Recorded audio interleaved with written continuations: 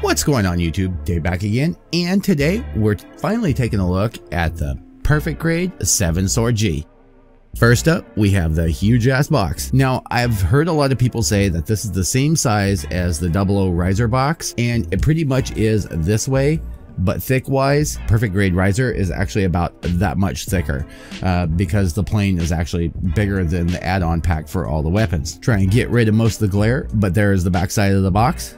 Inside that box comes two boxes. One of them is the original packaging for the 00 Gundam. The second package is going to be for the weapons pack. And then off to the side is going to be this little box, which has the GN condensers in it. So sit back, relax, and get ready. We're going to end up taking a look at this, go through all the runners, and then I'm going to try and set up a live stream where I end up building this and chit-chatting with you guys. So without further ado, let's jump down to the table and take a look at everything that came in those big ass boxes. All right, boys and girls, here we are taking a look at the manual for the Gundam 7 Sword G. As you can see, this is a Bandai Spirits 2018.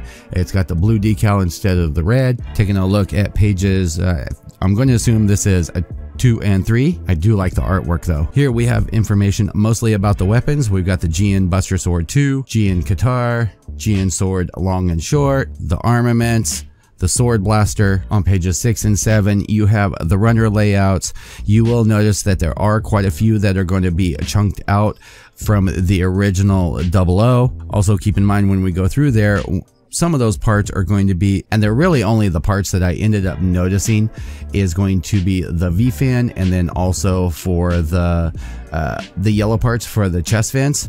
Those have actually been kind of elongated and kind of sharpened up, so I'll show you those later on. Something I did end up noticing is on the clear pink parts, the long part that ends up going on the, which one, the long sword I want to say, on the regular 00, those don't get used, so those are going to be extra. All right, taking a look at pages 8 and 9. Here we've got the layout of the base. We've got some of the parts, which I'll show you up close. We've also got the GN drives, which take the CR 2032. Now I ended up picking these up from my local grocery store, and they were on sale after the holidays for 25 cents a pack. There's 2 in a pack, which came in handy. They had about 10 packs of these, and I snatched them all up because they're good till 2032.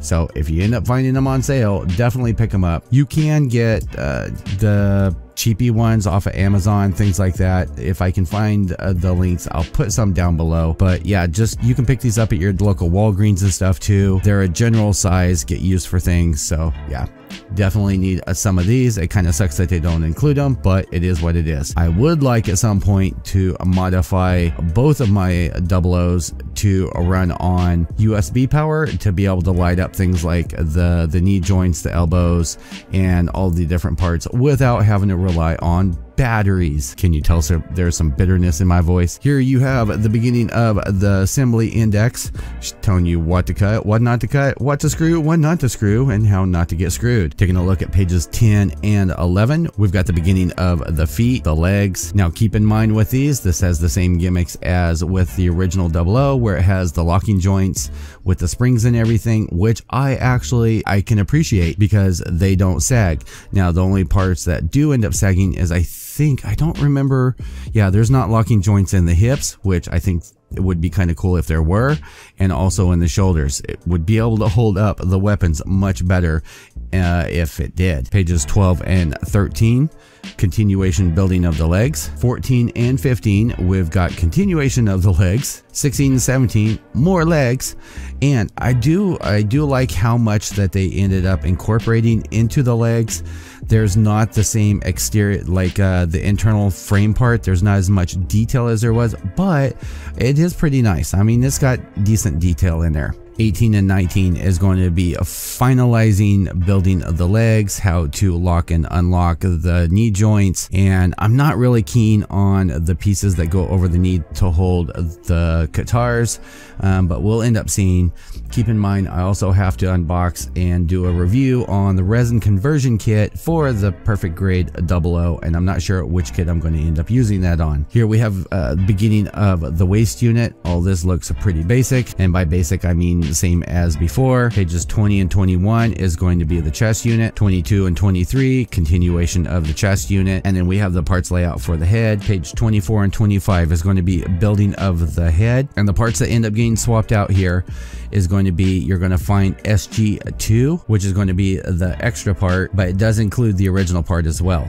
So if you ended up having the original 00 and you accidentally dropped it or something and broke the big V fin that's on there, well, you get an extra one just for that. 25 is going to be beginning of building the arms, continuation of building the arms, more building the arms, building the hands, continuation of building the arms. 30 and 31, more hands, how to put everything together as far as the shoulder unit and the arms, mounting it to the body.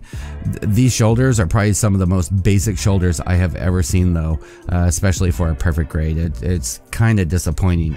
At least with the Exia, like it had more parts and more gimmicks with it. Has instructions on how to lock and unlock both the elbow and the wrist. There is a gimmick for being able to do this and lock it in position. But without that locking mechanism in the shoulder, it's not going to hold up anything really heavy. It is going to end up slouching after time. Here we have beginning of the pieces that go over the shoulder that hold the GN drives. 32 and 33 is going to be continuation of those parts. Beginning of the backpack, putting the backpack and the shoulder pieces on. Place E19 wherever you prefer. How to take out the little plate that's in the back and put in the batteries. 34 and 35 is going to be mounting the GN drives into the shoulder pieces, and then we get into building the weapons. And this is actually the part that I'm interested in, is what they've done with these weapons. It's going to be interesting knowing that the body is an older design, but we get these pretty cool looking new swords and pieces that come along in here. 36 and 37 is going to be continuation of building the weapons. 38 and 39, more weapon building. 40 and 41, going to be building the action base to be able to hold up the big ass weapon, which technically can be mounted onto the shoulder or mounted into the hand. Let's see, sword mode, you get a bendy wire for the sword for launching off of the tip on there. How to mount it onto the mobile suit. You got rifle mode, more rifle mode, how to mount everything on, more building, more mounting. Damn, there's a lot of weapons there on here. How to mount for the double side thing, the gun blade, sword mode, GN beam sabers, that's typical.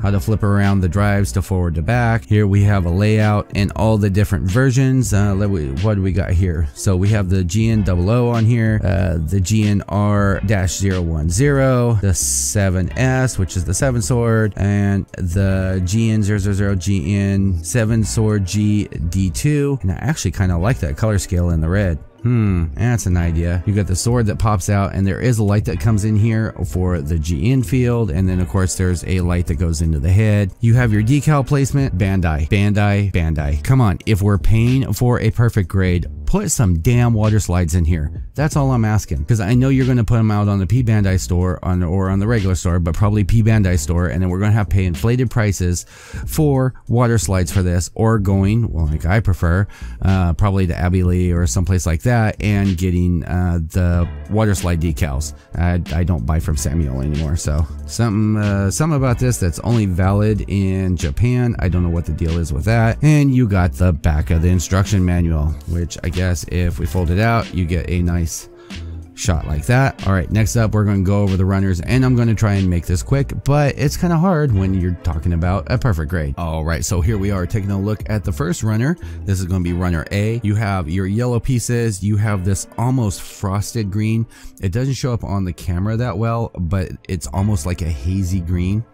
And then you get these green pieces over here. Then you get a red piece for the head crest over here.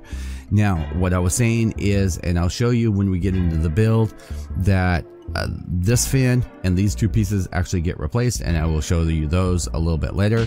And it almost looks like the yellow that's for those is just a little bit darker in color. Runner B, there's two of, and this is going to be part of the shield parts, shoulder parts, and I mean, it's got nice detail. I always feel like Exia could, or in 00 could use a little more as far as panel lining and stuff like that. All right, runner C is going to be that same color blue. Of course, as I said, you've got panel lines in there. They just could be a little bit deeper. There could be a little bit more, but yeah. So this is runner C. Runner D1 is going to be part feet, part back. I think these are the backing for the GN drives, if I remember correctly.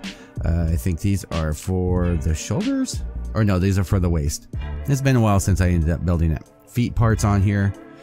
You do have, like, I'm really surprised. You can see right here in the glare, you have a lot of swirls and stuff in these pieces. That's really odd for Bandai.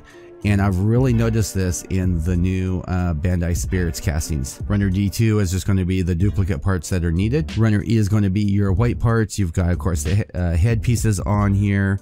You've got, I think these are leg pieces. You've got the V-fin, face plates. You've got the set. Looks a little bit bigger than a 160 scale, but I'm not going to complain. He's going to go into my pile, chest piece, and just more pieces that are on there. Runner F you get 2 of, and of course these are going to be white armor pieces, and these aren't fully white. These are almost an off-white. All right, for these I had to do a white background on here because these are dark, and dark does not end up working. So what we've ended up getting is a Runner G, and these are going to be your frame parts and some external parts on here.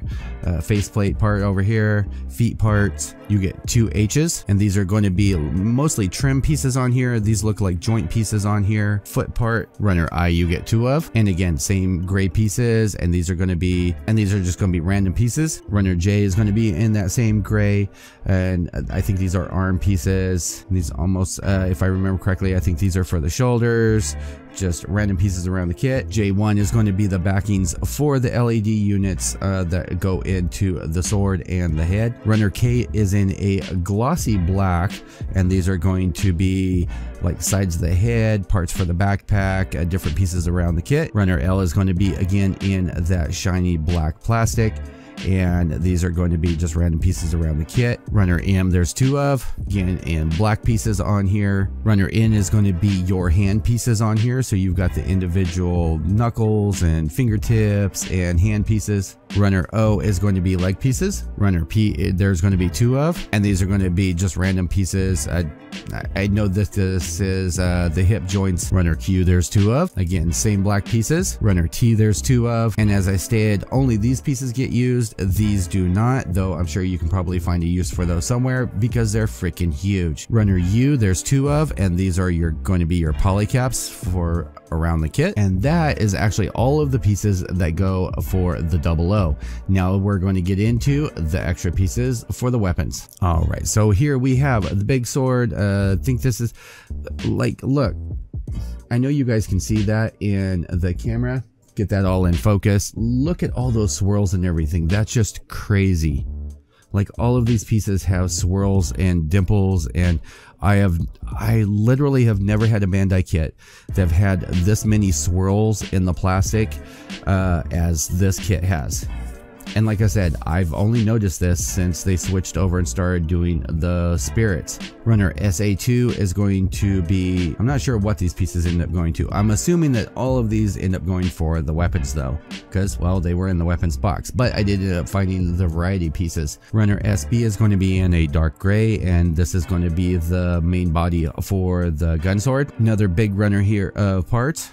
This is going to be SC1, and these actually have the closed hands that just snap together to hold the weapons, instead of having the hands, or only being able to use the hands that have the flexible fingers. SC2 is just going to be the duplicate parts that are needed. SD is going to be another big runner, and this is going to be for that GN shield, and yeah, these are some big pieces on here. SE there's just 1 of, and I have to say that they actually really did do what I wanted as far as detail on these. Plenty of panel lining, plenty of details. It just kind of seems like they took the original 00 and went, hey, let's add some ultra detailed pieces to it and then resell it, when technically they could have just sold these extra pieces as, even if it was a Pete Bandai thing, as an extra add-on kit, and people would have bought it to add on to their 00 that they already have. SF there's 2 of, and again, nice, a lot of panel lining on here and detailing and stuff. SG2 is going to be that replacement fin on here, and then also the chest pieces. So what they did is they actually lengthened them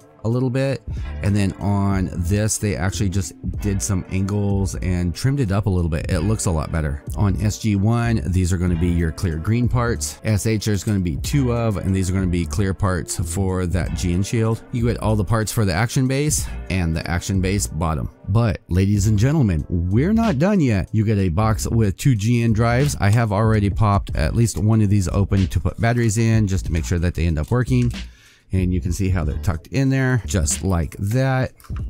And when we end up doing the build, I'll show you how to put the batteries in. So here's the extra battery, and how this ends up working is, first, be careful when you're taking in and out these screws, because the heads do strip very easily, and you just end up tapping, and you can see how the GN drive spins. This is just a plain old GN drive. But man, my biggest irritation is I wish I could turn off the spinning part and just have the LED, because listen.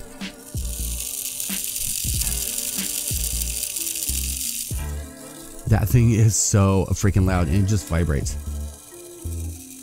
Like, I think you can end up hearing it from there. And the bad part is, if it was just the LED, that was in there and not the spinning part, the batteries would last a lot longer.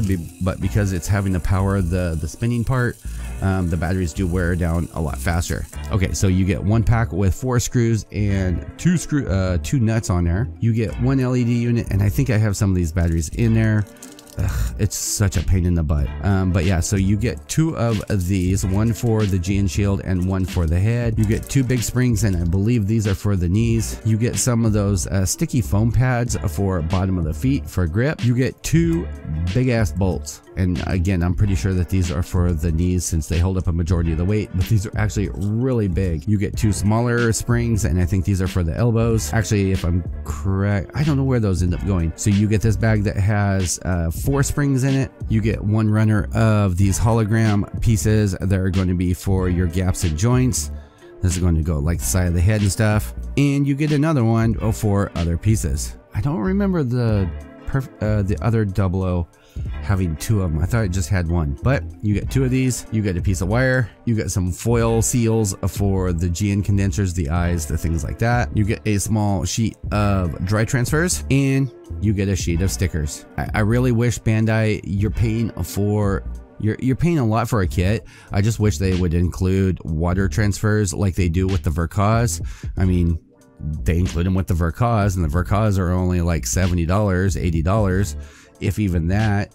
And they include water slides with those. Why can't they include water slides with a Perfect Grade? I don't get it. All right, boys and girls, if you enjoyed that video, make sure and smash that like button. Click that subscribe button if you haven't already. Make sure and check out the links down below, Facebook group, and also on the Discord. Hope you guys enjoyed this half-ass Gunpla Network unboxing. Definitely stay tuned, because I'm going to do a half-ass build on it, preferably by live stream. Also, if you're so inclined and you want to support this channel and or my wedding, there's a link down below. Every little penny helps, and I will have things like monthly for people that end up donating, so you never know, you may end up winning something. As usual, YouTube, I will see you guys all in the next video. Peace out.